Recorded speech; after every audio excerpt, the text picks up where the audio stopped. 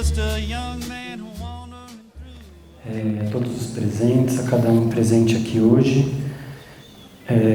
Nós começamos às 15 horas da tarde com uma oficina de somaterapia, depois uma roda de capoeira e agora uma conversa sobre o anarquismo somático do Roberto Freire, o anarquismo do bigode também para os amigos. E então essa mesa é uma mesa de pessoas que conviveram e junto do Roberto, inclusive aqui nessa universidade. O Roberto veio algumas vezes, tem no YouTube Diálogos Impertinentes, nesse mesmo teatro, tem ele na TV PUC gravando Os Insurgentes, e aqui nesse espaço que é o Tucarena, um espaço onde ele ajudou a inventar e resistiu também.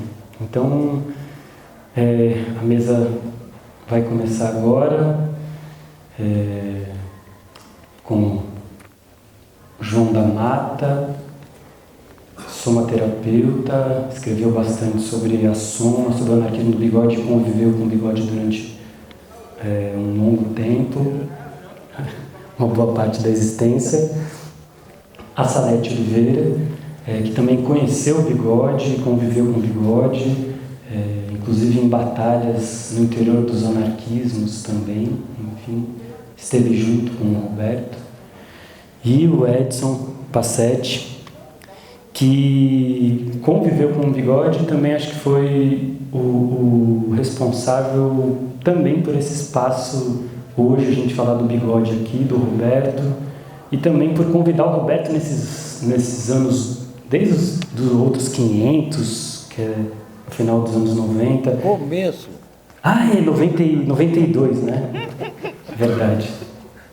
Desde o começo dos anos 90, e também eu entrei na PUC, por exemplo, como estudante nos anos 2000 e assisti o Roberto várias vezes aqui na PUC, então muito por conta dessa relação de amizade do No Sol com a Soma e com o Roberto.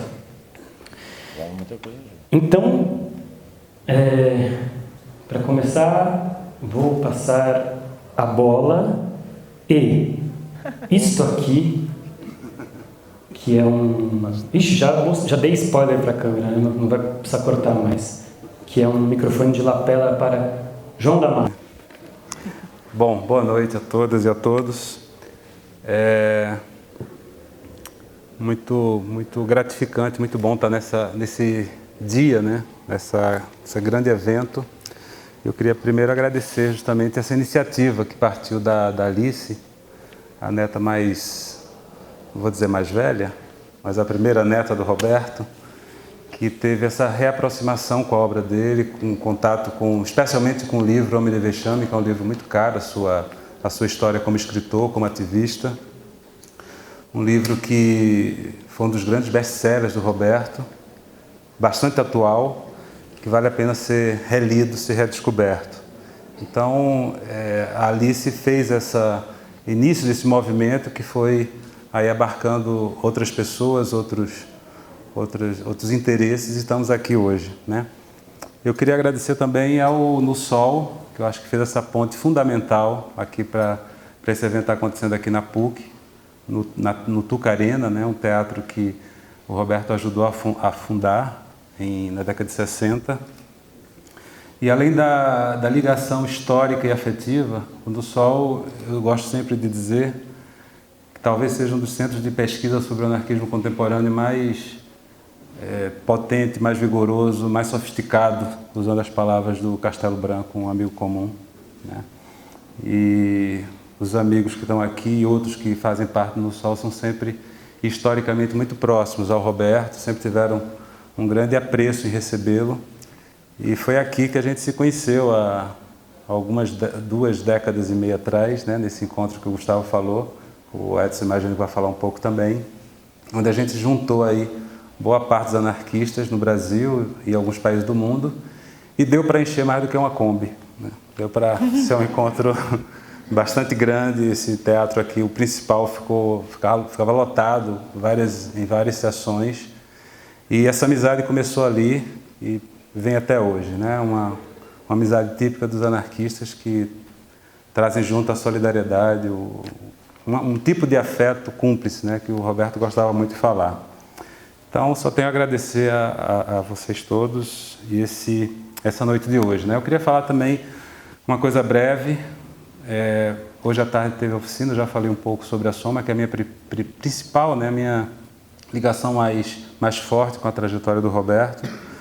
Uma história que começou em Recife, eu 18, 19 anos, estudante de medicina em Recife, bastante frustrado e neurótico, incomodado com a medicina, né, que só estudava doença. Entrei numa sala e vi o Roberto já iniciada uma sessão de demonstração da Soma, um workshop, que um amigo fez questão de me levar, eu não queria, não chega de terapia, né? E encontrei aquele cara, né, um cara muito simpático, falando sobre vida, falando sobre pulsação, né, uma leitura que é bioenergética, que a leitura haitiana pensa da vida, né, um movimento de sístole e diástole, um movimento que diz, né, que a vida pulsa, que a vida ela tem um movimento de abertura e contração. E desde uma célula, o corpo humano, a nossa relação com o mundo, ele ia dizendo que ela se dava dessa forma, né? A gente se abre para o conhecimento e absorve o que nos interessa, a gente se abre para as relações e fica, né, com o que nos produz também sentido, afeto, e que a vida, ela precisa pulsar, ela precisa ter esse movimento, né, esse vitalismo necessário para que a gente possa produzir sentidos, né? E eu vivia, e sobretudo estudava a doença, né? Eu vivia muitos bloqueios, muitas vergonhas, muito travado, mas sobretudo na medicina eu estudava muito o que era a doença, não o que era a saúde. E me encantou muito a forma que ele trazia, né, de falar da vida, falar da saúde a partir de um acontecimento que é um tipo de existência, um modo de existência, né? Que é esse modo de existência libertário, né? Eu acho que hoje à tarde eu trouxe isso. Eu acho que o grande pulo do gato como pensador, como ativista, como cientista, foi justamente trazer um tipo de anarquismo, né? A potência do anarquismo, no caso da Soma, por exemplo, associada ao pensamento Reich, da Gestalt, da antipsiquiatria, mas trazer isso também em suas outras atividades, né? Como escritor, como poeta, como dramaturgo, né? Sempre na sua existência e na sua produção, essa verve de um tipo de existência, de um modo, melhor dizendo, de existência, né, libertária, que ele encontrou no anarquismo, como um modo de viver próximo dessa grande saúde, talvez perto do que o Nietzsche fala, né, do que seria essa grande saúde. Uma saúde que não está categorizada, né, mas que é uma forma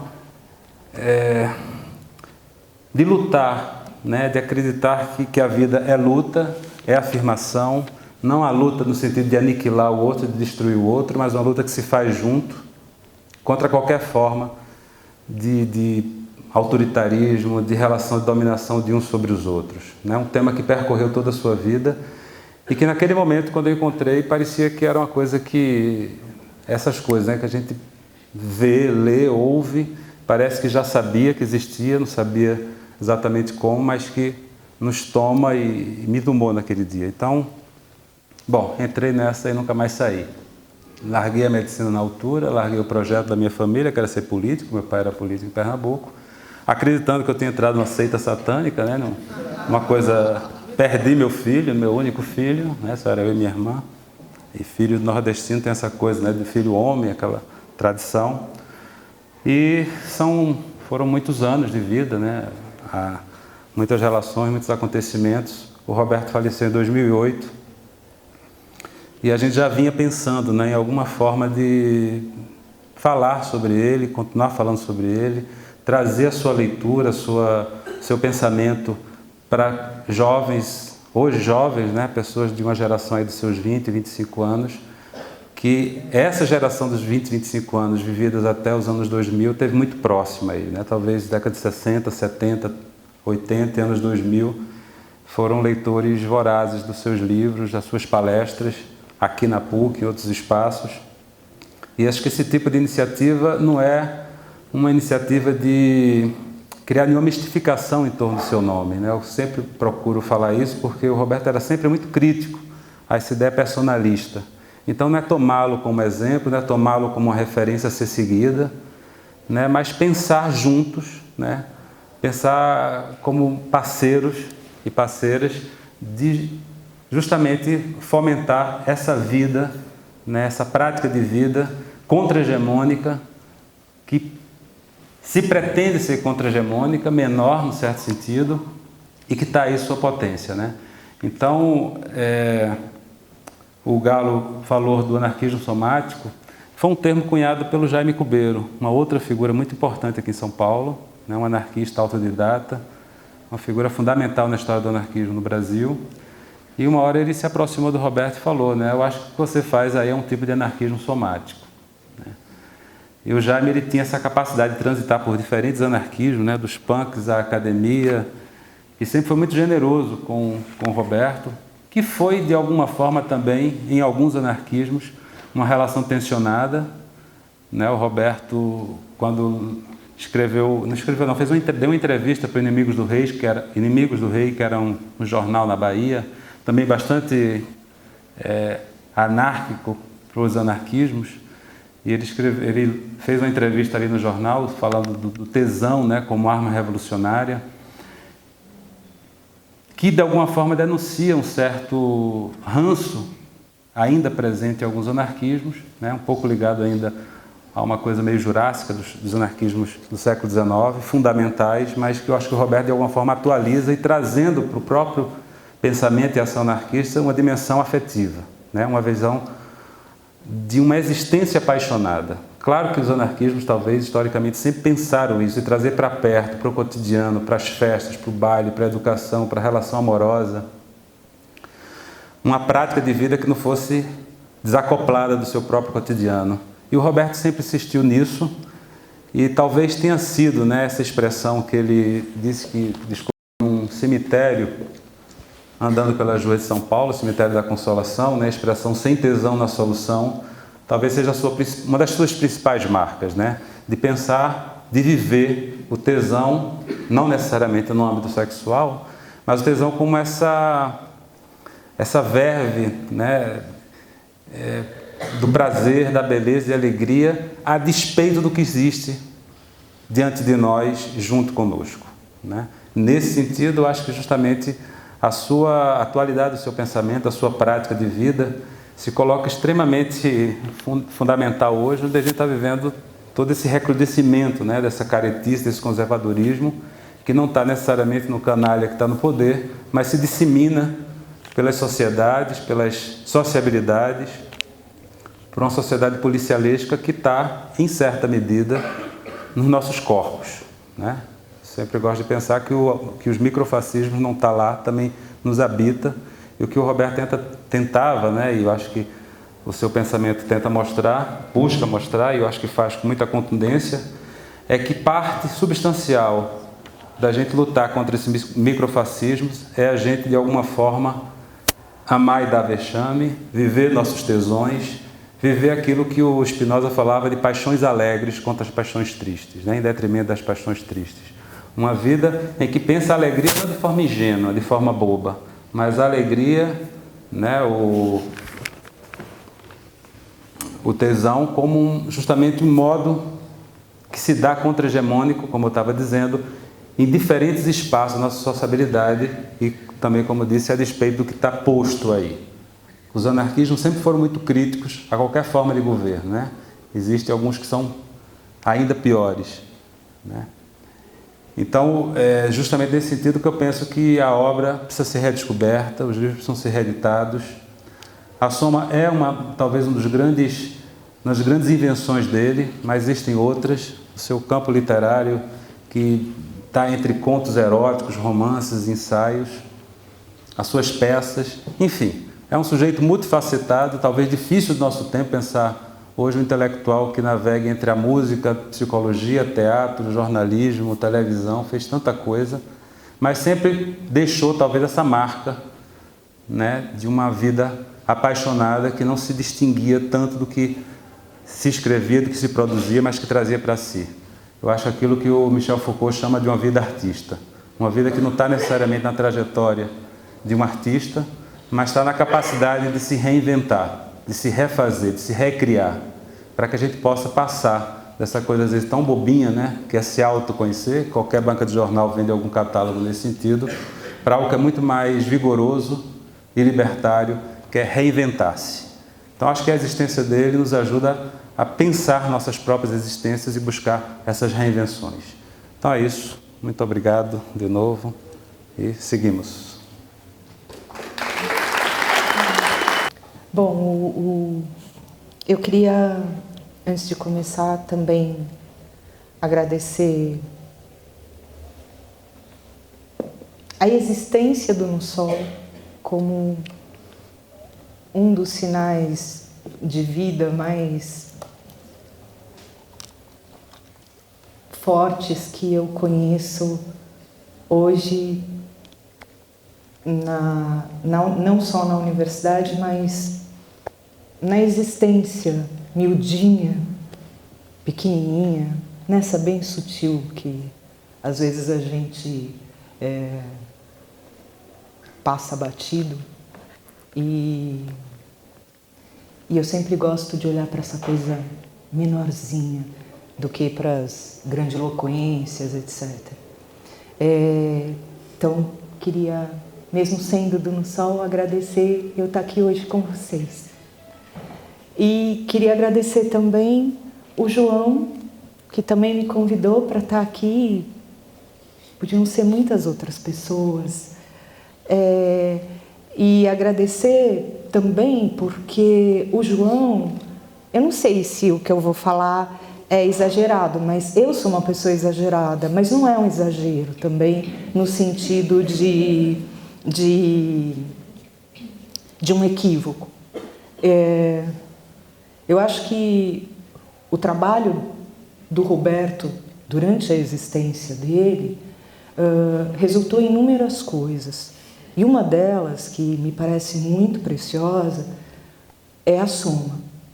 E se hoje a Soma continua viva, tem continuidade, se potencializa também, eu não sei de outras pessoas, pode ter coisas pontuais, mas eu acho que isso se dá de enorme maneira porque o João existe e porque o João fez isso. Ele não deixou estancar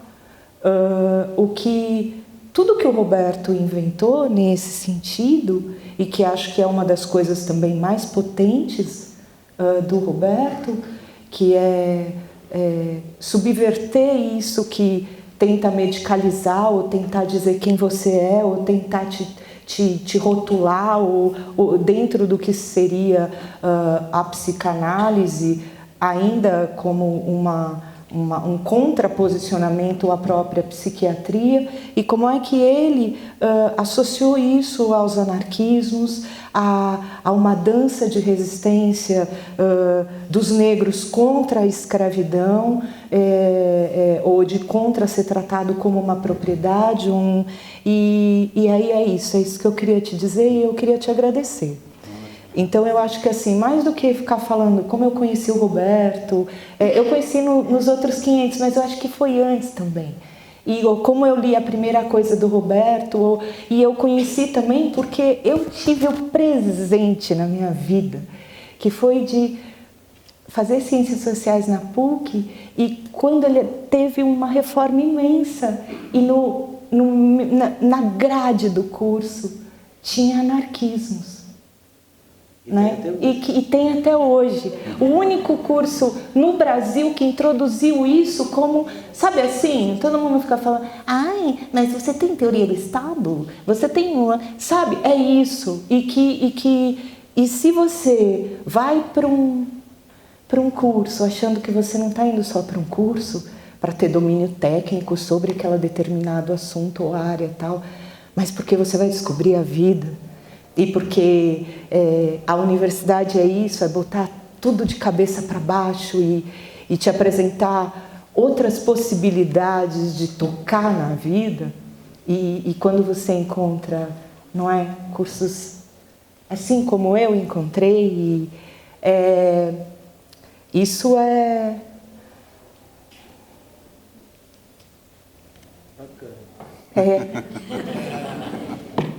sabe, assim, acho que um poeta precisa inventar uma palavra, nem sei se ainda é bacana, é isso. Então, eu queria dizer isso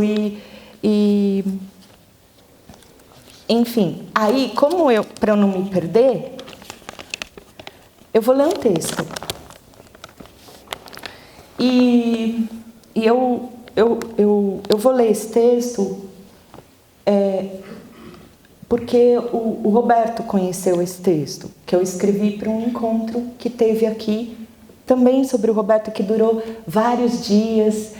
Aconteceu lá no pergolário, onde a gente chamava de pergolário, no prédio novo da PUC, que é lá no último andar, onde tem um pôr do sol lindo, apesar da poluição, parece Blade Runner, é lindo. E começava à tarde e adentrava à noite, e a gente fez isso em 2005.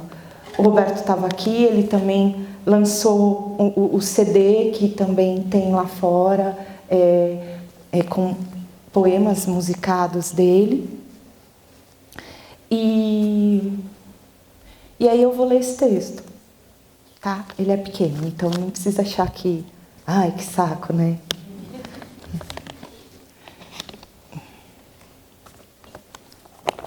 E eu mantive não mudei absolutamente nada. Eu só mudei assim, é o Roberto, né? Porque eu estava falando com ele, ele estava na minha frente, então é diferente, né? Que senão vocês vão falar, bom, ela é completamente tantã.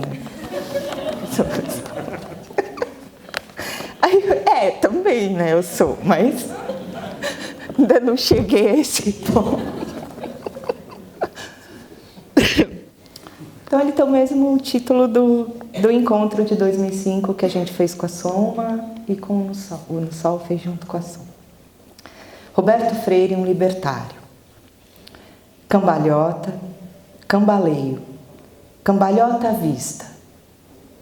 Penso, logo, hesito. Inútil tecer na escrita que diz, interessada em dizer, em detrimento da fala que elucida e esclarece ou exalta, o pensamento sobre o apropriado das palavras escolhidas no interior do eixo cartesiano, no qual o pensamento é premissa de existir. Não é. Essa cadeira não pensa e existe. Mas isso já não sou eu nem o Roberto, né? Isso é Michel Foucault, né? Cambalhota à vista. Tomar distância, encher os pulmões de ar, inspirar o fôlego de uma corrida a uma distância desrazoada, rasa. Lançar-se. Lança corpo. Corpo lança. A partir do meu corpo lança, danço, tangenciando a existência libertária de Roberto e os corpos irredutíveis presentes aqui. Um toque tangente, pungente, movido pelas texturas de um encontro, composto por um tom alheio ao credenciamento exigido por identidades, normalizações, consciências e falas que mijam cercando territórios e edificam a maioridade de egos. Cambalhotas. Cambalhota na vista. Retinas atravessadas pela de Roberto, atenta de pirata. Um olhar em perspectiva, na insurgência de breves passagens, pequenas frases, expressões concisas dele, transcriadas aqui. Cambalhotas. O beijo-escultura de Cléo e Daniel, o livreiro gordo na Avenida São João, marcando a descoberta anarquista e a boina do Jaime Cubeiro, o muro do cemitério pichado, um vexame libertário amoroso, a proximidade do mar desdobrada e os cumes das altas altitudes, atitude escrita livre. Já vai longe aquele dia, em uma sessão da Soma, em que a moça hesitou. Titubeava em meio ao desafio de Roberto, que já não era apenas um convite a se lançar. Já vai longe aquele dia em que a moça pensou e vacilou. Mas o colchão estava apenas a alguns metros dela.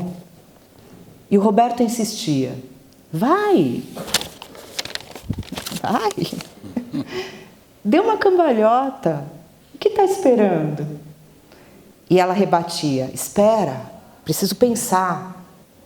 E o colchão, que amorteceria o giro acrobático do corpo da moça sobre ele mesmo, continuava lá. Mas não se tratava de uma acrobacia. Ela tomava mais distância. Não tomava, estava paralisada. Preciso pensar. Ela pensou, titubeou, vacilou e desistiu. Por muito tempo, não se ouviu mais falar da moça que pensou e que hesitou. Disto surgiu para Roberto a frase: penso, logo hesito.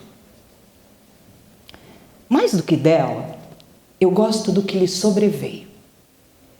Do surpreendente retorno da moça, tal qual um bumerangue lançado do outro lado do oceano. A uma distância milhar e milenar, diante dos poucos metros que a separavam daquele colchão no dia em que vacilou. Quanto tempo depois, pouco importa. Eis que um dia, Roberto dedica alguns momentos para abrir a correspondência que acabara de lhe chegar. No meio da pilha de envelopes, um cartão postal remetido da Europa. Era dela, daquela moça, que, não cabendo em si, contente, noticiava: Roberto, acabo de dar minha primeira cambalhota. Degustar este acontecimento pequenino e marcante faz o corpo pessoal e intransferível de cada um revirar-se para ser surpreendido por si mesmo e ansioso por sua incontável próxima cambalhota. Fazer-se cambalhota, tornar-se anarquista cambalhota, é um desassossego que não sossega, não cessa, não conforta e não poupa ninguém. Não há lugar para elidir em estátuas, tampouco erigir-se em estátua.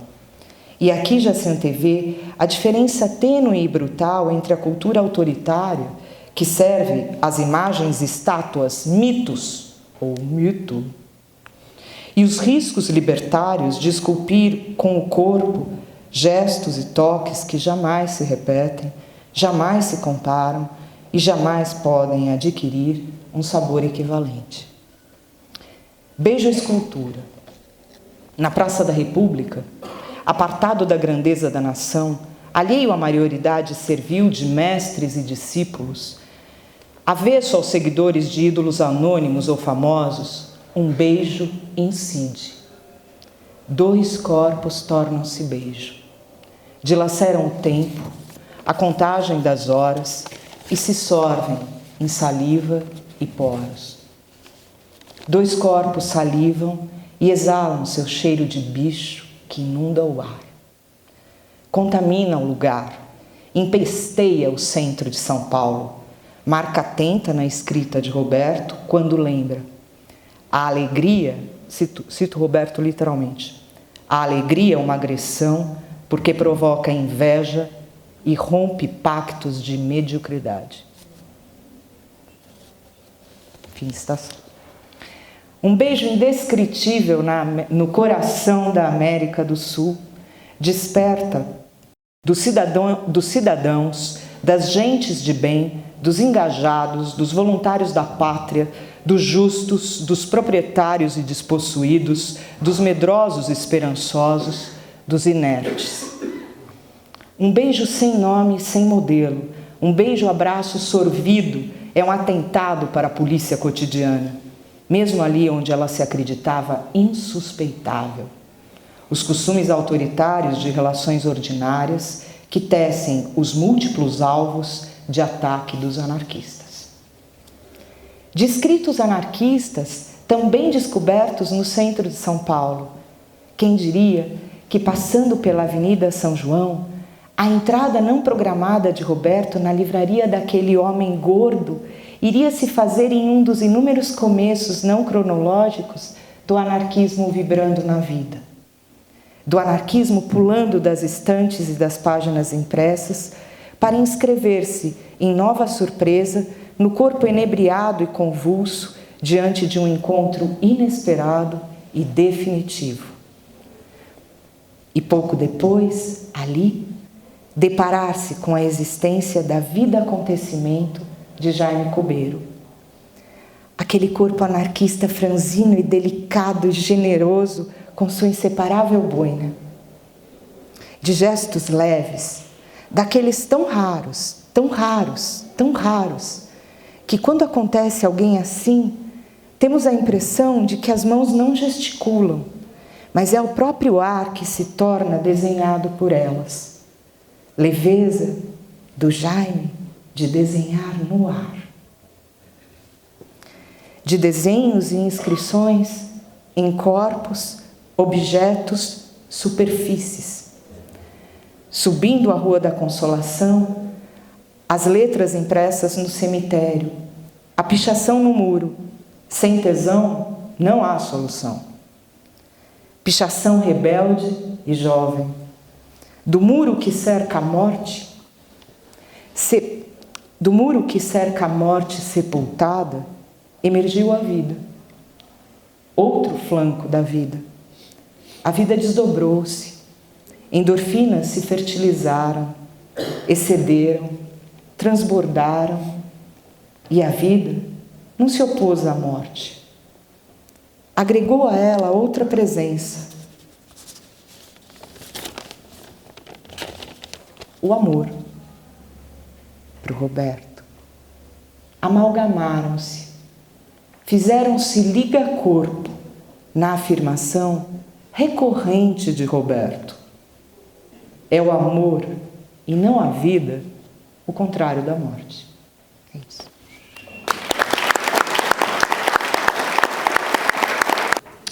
Bom,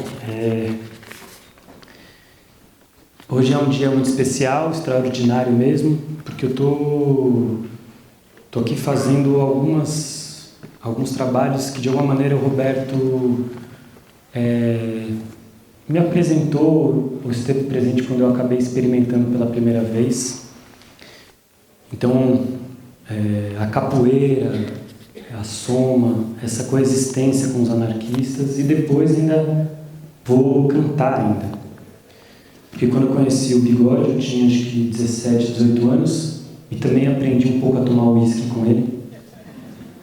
E Toblerone também, que é um chocolate que ele gostava muito. Então ele deixava na gaveta do lado da cama. E eu lembro que quando eu conheci o Bigode, inclusive, eu comecei a tocar as primeiras músicas, e ele falou, nossa, você tem que fazer isso na vida.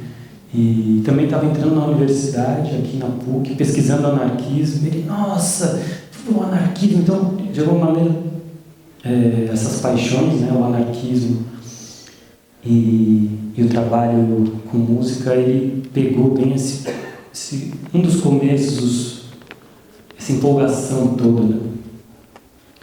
Então, para mim é uma noite muito especial e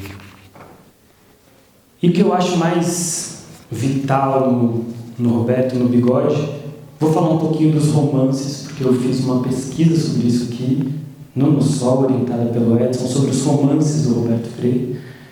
E é muito curioso que, para mim, o Roberto, muito libertariamente, tem um percurso que vai do que seria o amor mesmo, inclusive essa frase super vital, e que passa por uma perspectiva que é a do tesão, e eu acho que o momento mais radical dele, já é nos anos 90, é o que ele chama de erotização do cotidiano, que ele se diz inclusive anarquista graças a Eros. E isso foi acontecendo, essa afirmação do Roberto do amor, depois do tesão, depois da erotização do cotidiano, não foi sem muito trabalho sobre si mesmo, com muita experimentação da vida. Isso é muito interessante do Roberto. Todos os romances fazem parte de uma experimentação na própria vida dele. Então, Cléo Daniel, por exemplo, que lançado no meio dos anos 60, 65, acontece por conta da resistência do Bigode à ditadura civil-militar. O Bigode militava na ação popular nessa época, participava aqui do Tuca, na invenção do Tuca, no Morte e Vida Severino, inclusive. E a polícia chegou, enfim, ele descreve isso no Eu é um Outro, a polícia chegou por conta de uma informação de que ele dava abrigo a uma militante da AP que estava sendo perseguida pela ditadura.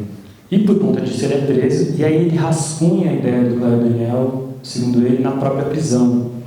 A ideia do romance, que é quando um amor oferece a informação de um outro amor que está escondido e resistindo, é porque o amor não pode ser praticado. Então ele encerra um pouco o Cléber Daniel, dizendo: é impossível o amor, era impossível o amor naquele momento, com tanta perseguição, com tanta violência, com o Estado torturando e fazendo com que um amor oferecesse informações sobre o outro amor.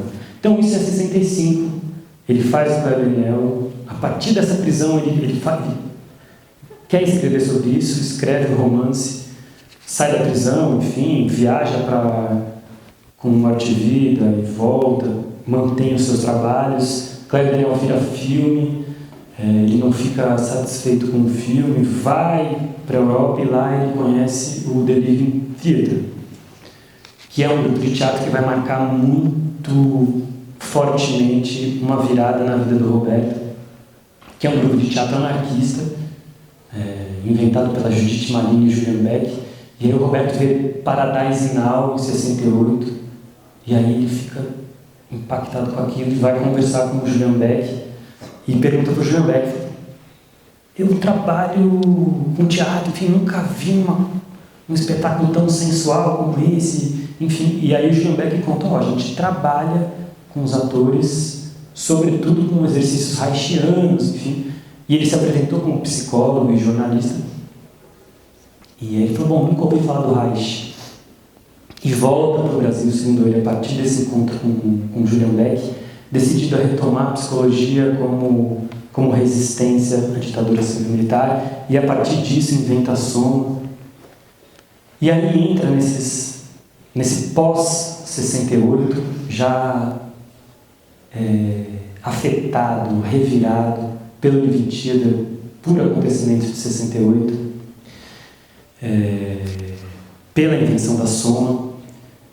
E aí, curiosamente, o romance seguinte do Roberto, vou falar mais dos romances, não dos contos, porque tem contos lindos também, maravilhosos, mas que é o Coiote, que é publicado só em meados dos anos 80. Ele já começa a escrever no meio da década de 70. A ideia mesmo do Coiote, né? Isso acaba surgindo pelos anos 70. E ele comenta sobre várias procedências do Coiote. Inclusive eu trouxe uns livros aí, quem quiser dar uma olhada, de romances, estão aqui à direita, enfim, na saída do teatro. Ele conta que uma das procedências do Coiote, por exemplo, é um jovem que ele ajudou a fugir de um hospital psiquiátrico, que levou para o Macunaíma, e a partir dessa convivência no Macunaíma, esse jovem cultivou uma afinidade muito grande com o Flávio Império, mostrou assim um interesse muito grande por pintar, por fazer arte. Outra procedência que ele fala em outro momento, que também pode ter várias procedências, ele vai contando, enfim, foi um jovem que ele conheceu na Itália, em Forli, num centro de cultura anarquista, que segundo ele abria e fechava o centro de cultura e ficava assoviando bem agudo, que parecia um uivo mesmo, parecia um coiote. Então, a partir disso, dessa fuga desse jovem do hospital psiquiátrico, de um jovem que cresce num centro de cultura anarquista na Itália, de experiências com a Soma nos anos 70, ele vai dando forma ao que se tornou o Coiote, e que ele diz que demorou 10 anos para escrever. E o Coiote tem essa marca muito nítida já de uma transformação do Roberto. Já não é mais a impossibilidade do amor, que estava lá tão marcada no Cléber Daniel. Agora é realmente a própria possibilidade do tesão como maneira, como modo de viver anarquista. Isso tudo somado com liberação do sexo, liberação das drogas, enfim, um outro tipo de escrita do Roberto Freire, já nos anos 70 e 80. E um pouquinho depois, é no Coyote, pelo menos na leitura que eu fiz assim, é no Coyote a primeira vez que ele usa a palavra tesão. Depois ele escreve Sem Tesão e escreve Homme de Vexame, enfim. E o tesão é uma conversa que ele usa pela primeira vez no Coyote, uma conversa entre dois anarquistas. Os dois anarquistas estão conversando, um anarquista mais um pouco desconfiado da experiência comunitária do Coyote, jovem, com muito sexo, muitas drogas, com música envolvida, enfim. E era um anarquista que pintava, chamava Bruxo, lá em Visconde de Mauá, né? Inclusive, o cenário já é Visconde de Mauá, Coyote. E aí o outro anarquista fala assim, pô, você tem que... Eles têm tesão. E o tesão é anarquista. Você não pode sentir tesão só com os seus pincéis, tal. Você é pintor, você tem que sentir tesão a todo momento. Então, o Coyote já abre para esse momento do Bigode, que é os anos 80 e 90, que daí vem o Sem Tesão na Solução, e vem o Homme de Vexame, que eu fico... Quando eu vejo material de arquivo, assim, o Bigode falava para 1.000 pessoas, 2.000 pessoas, né, em teatros sobre isso, né? Sobre tesão, o Homme de Vexame, enfim. E aí, para mim, entra nesse não satisfeito, né, com isso tudo, porque acho que o Bigode nunca realmente nunca se formatou, né, tá sempre assim, querendo experimentar mais e mais. Depois do Homme de Vexame, no começo dos anos 90, ele decide morar um tempo em Canoa Quebrada, no Ceará, compra um bug e decide ter uma vida muito simples, e é ali que ele afirma pela primeira vez no percurso dele o que ele chama de erotização do cotidiano. E a erotização do cotidiano é um pouco uma atualização do que um escritor, o D.H. Lawrence, já tinha escrito, de uma diferenciação abissal entre o que é pornografia e o que é erotismo. E o Lawrence dizia, a pornografia é exatamente a repressão levando o sexo para o que há de escondido, para o sexo praticado nos banheiros, enfim. E a erotização é o corpo todo aberto para o que é sensual, para o que é prazeroso.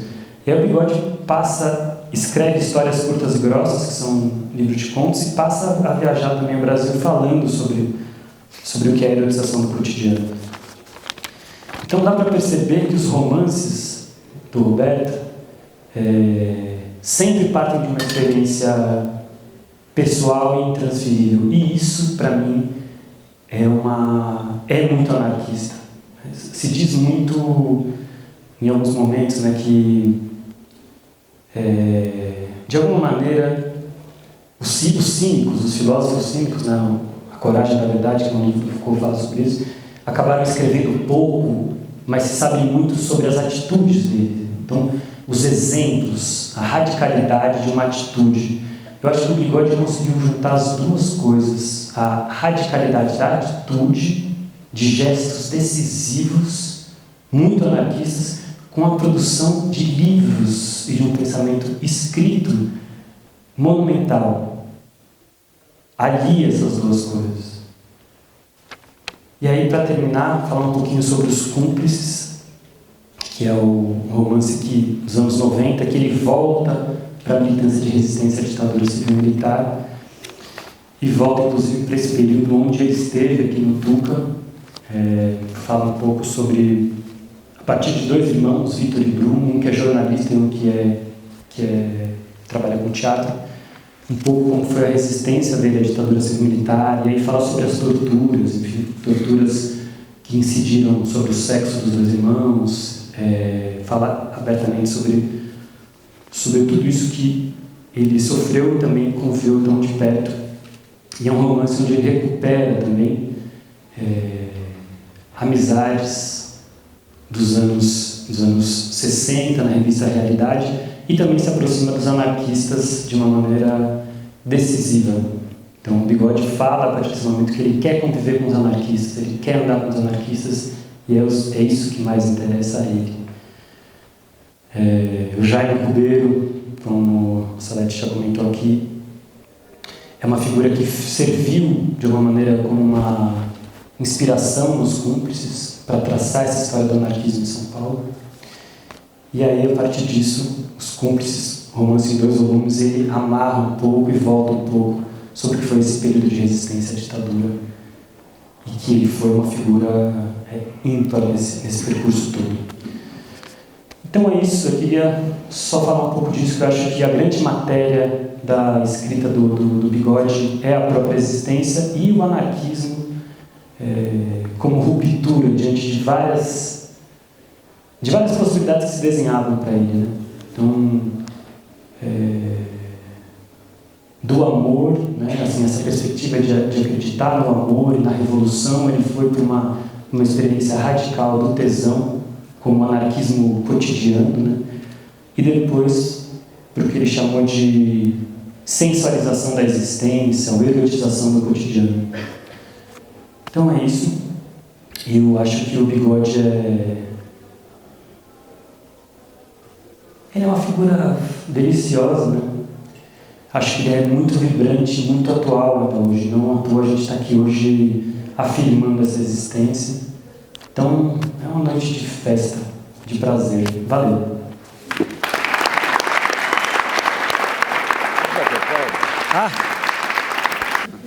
Tô bem? Boa noite. Bom, esse teatro aqui foi dirigido pelo Roberto Freire. Essa sala era uma sala bem pequena, chamava-se Tuquinha, e o Tuca, que está lá em cima, era uma sala imensa, com mezanino, inclusive com plateia superior, cabiam umas 1000 pessoas, cadeira de madeira, e foi lá que meu bem moleque vinha assistir a Morte e Vida Severina, e a gente ficou bem completamente perturbado com aquele espetáculo e tocado, não é? O Roberto continuou diretor do teatro. Todo mundo sabe que o Morte e Vida Severina do Tuca, com a direção do Sonia Siqueira, ganhou tudo quanto era prêmio. O Brasil virou conhecido no exterior como grupo de teatro, como teatro sério. Era todo mundo amador, era todo mundo estudante. E aí depois ele resolveu fazer um espetáculo que deixou a igreja enlouquecida. Chamava-se Oia, que era mais perturbador do que Morte e Vida Severina, porque ele trouxe o modo pelo qual se podia arruinar a linguagem. E, ao mesmo tempo, através da supressão das palavras e da sensibilidade de lidar com essas duas vogais, criar um espetáculo extremamente perturbador, contundente, inédito, que a igreja detestou e a igreja censurava antes da censura. Não é? Ele mesmo conta quantas vezes o espetáculo era interrompido porque os atores não conseguiam chegar aqui, etc. e tal. A igreja só ficou, todo mundo sabe disso aqui, não é? Fora daquela situação de capacho da ditadura, depois da morte do Vladimir Herzog e da reviravolta que o próprio cardeal Arnes deu na sua própria existência, não é? E isso aqui mudou, e a ditadura, de uma maneira assim, sempre foi sutil, como vocês sabem, nós estamos assistindo os seus filhotes por aí, botou fogo no teatro. Não foi só uma vez, foram duas. Foram 2 incêndios, esse teatro foi inteiro destruído.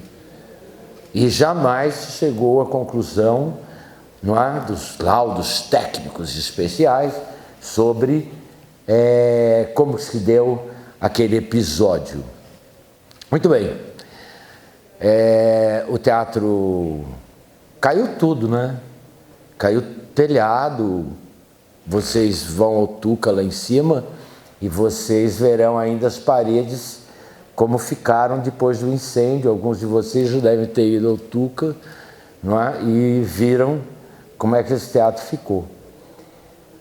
Muito bem. Aí a gente resolveu, alguns professores daqui, reerguer esse teatro de alguma maneira.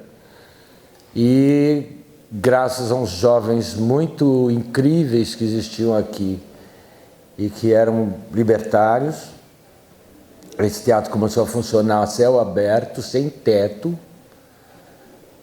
Se eu me recordo bem, foi com o show de Luiz Melodia. Né? Começou, voltou bacana, né? E aí foi se levantando grana e dinheiro e conseguiu-se colocar o telhado, não é? Nesse teatro. E além do telhado, um pouco de flocagem para garantir um mínimo de acústica. E aí nós chegamos, não tinha cadeiras, daí o Renato Ganhete, que era diretor do teatro, o Edgar de Assis Carvalho, que era o diretor da Fundação Cultural São Paulo, que não ganhava porra nenhuma para fazer nada, não é? E mais o pessoal da comissão do Tuca, conseguimos cadeiras da Goiânia. Tem umas cadeiras pretas lá fora, vocês já viram? Que os meninos estavam vendendo livros e tal. Aquelas cadeiras lá são as primeiras cadeiras que esse teatro teve de novo. E aí, no meio dessas pequenas comemorações que ele continuava vivo, não é? Dizem que tinha acabado a ditadura, dizem que nós já estávamos numa democracia, mas era uma coisa ainda difícil. Nós resolvemos fazer aqui um evento que chamava-se Outros 500, que era aquela coisa, todo mundo lindo, comemorando o Brasil, 500 anos de matança de índios e pretos, não é? Mas na descoberta da América, né? Aquela porra do Cristóvão Colombo, não é? Que foi isso, né? Tá certo? Chegaram, ficaram extasiados com os corpos do litoral, né? E aí inventaram mulato e essas coisas todas que vocês já sabem. Muito bem, nós fizemos então coisa de maluco, né? O primeiro encontro do pensamento libertário aqui na PUC. Tinha uns anarquistas meio débeis mentais, principalmente um italiano muito importante, que disse: não irei. Numa universidade católica. O cara não tem a menor ideia de história. Tem um monte de gente que não tem ideia de história, né? Ou não tem noção de história, ou não sabe história, ou está pouco se lixando para a história.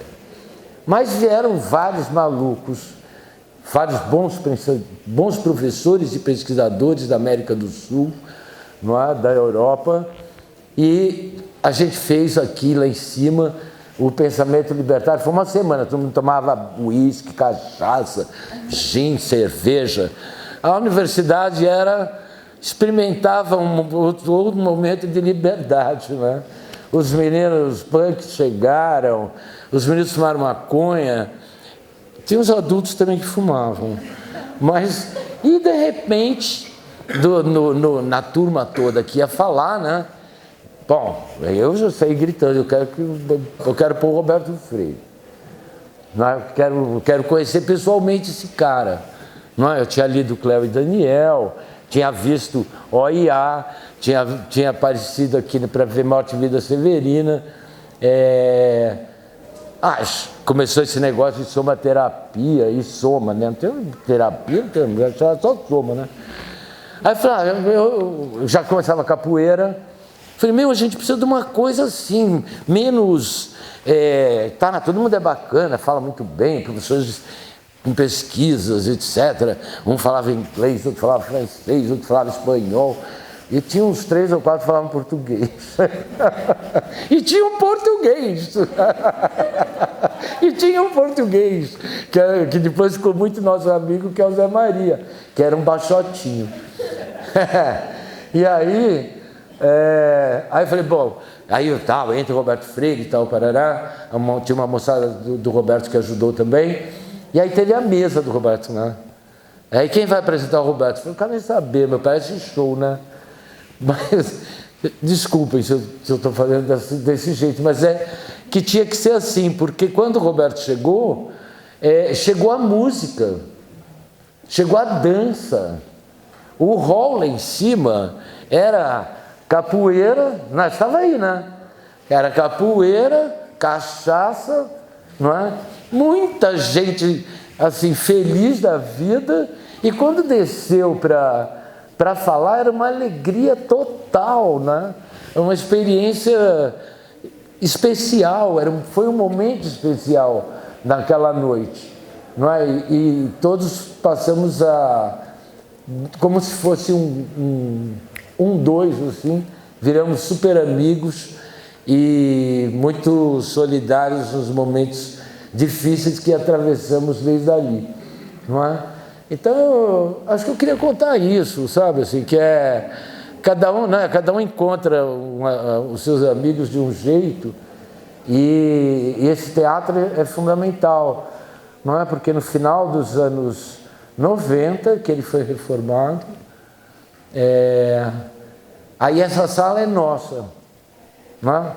É do No Sol. Aqui a gente faz um monte de coisas, faz eventos, faz aula-teatro, faz essas coisas conjuntas, porque também a gente fez coisa conjunta, não é? A gente começou a publicar os escritos anarquistas, não é? Que foi uma coleção de acho que uns 30 livros sobre anarquismo com algumas outras pessoas, não é? E esse teatro foi fundamental como a PUC foi fundamental, de ter topado essa história de trazer o anarquismo, de ter anarquismo no currículo, de os meus colegas serem maravilhosos e receberem isso muito bem, sem discriminação, não é? Todo mundo naquele momento era muito gentil, era muito generoso, todo mundo gostava de todo mundo, não tinha muita vaidade, ninguém precisava marcar ponto no lápis, entendeu? Ninguém precisava ser A1, A2, não é? O povo da universidade sabe essa coisa que eu estou falando, né? Os que não sabem já entenderam que é alguma coisa ruim. Não é? Não vou precisar me alongar nisso aqui. E o Roberto veio, acho que com o Roberto, eu não sei quantas vezes a gente fez, porque quando você tem uma relação tão próxima, você não conta quantas vezes, né? Você faz e vai fazendo e vira uma coisa gostosa. Então, tinha a capoeira, teve de tudo, né? Teve de tudo, teve canto, teve poesia. Talvez o nosso jeito de fazer anarquia, de gostar de ser estranho, não é? De não ter vergonha de ser estranho e não pleitear ser diferente, talvez preferir ser estranho. Talvez tenha isso que tenha nos colado assim, com o Jaime, não é? Que o Jaime a gente fez a Libertárias, uma revista anarquista. Antes de morrer, a última coisa que a gente fez foi uma sessão na Casa da Salete, acho que era, né? Que foi ler o Pierre... Manual de Civilidade de Moças, né? Do Pierre Louis, que é um livro de sacanagem sensacional. Aí nós sentamos em volta da mesa, o Jaime estava cansadinho, um pouco doente. O que nós vamos fazer? Vamos ler o manual. Não é? E aí lemos o manual, que foi divertidíssimo. Vocês já leram? O Manual de Civilidade para Moças? É muito bom, recomendo. Não é? Como dizia um ex-presidente, recomendo vivamente. Que é bem vivo, não é? E aí tem isso, e o Roberto sempre trouxe essa alegria aqui dentro, sempre tinha um monte de meninos e meninas que, como agora, né? Falou que vai fazer o Roberto Freire, aí vem um monte de meninos e meninas, né? Tem uns meninos e meninas também que já não são tão assim, mas que aprenderam a ser meninos e meninas, acho que meio que para sempre, não esqueceram que foram jovens, que foram crianças, etc., porque viveram muito intensamente essas coisas. E acho que o que o Roberto fez, vocês veem os títulos de livro, né? A me de vexame, sem intenção na solução. Quer dizer, um sujeito que veio para dizer assim, viva! Viva eu, viva tu. Viva o rabo do tatu. Adorei esse livro também. Ninguém falou, né? Esse livro precisava ser reeditado, né? Viva eu, viva tu, viva o rabo do tatu, que tem um estudo final sobre Bakunin, que é muito bem feito, O livro é muito bacana, é um livro da segunda metade dos anos 70, onde realmente o Roberto já explicita todos os efeitos do Living Theater, de estar por aqui e de ser alguém que não tenha vergonha de dizer que veio da AP, que foi marxista, de esquerda, etc., e que depois virou anarquista. E algumas pessoas não acreditavam que ele tinha virado anarquista, também estava, acho que, cagando e andando, né? Porque ele não estava interessado em ganhar aquela faixinha, sabe, assim, de intelectual travestido de milico, né? Professor, toma periquite, pá! Diretor de... pá! Vocês já viram isso, professor universitário? É tudo milico travestido, não é? Que fica pondo aquele monte de plaquinha aqui pendurada, às vezes invisível, não é? O Roberto não, o Roberto era um homem da visibilidade, não foi um homem voltado para o oculto ou para desvendar mistérios, não é? Com ele era uma coisa assim meio epidérmica mesmo, não é? Vocês fazem soma, é tudo epidérmico. Talvez assim, a gente nunca conversou, acho que eu não conversei isso com o Roberto, talvez meio bêbado qualquer dia, né? Sobre a coisa do Nietzsche, da profundidade, está na epiderme, né? Mas acho que é um pouco isso. Aí, de repente, faz um tempo que o Roberto foi embora, né? Se mandou. E faz muito tempo para nós. Acabou.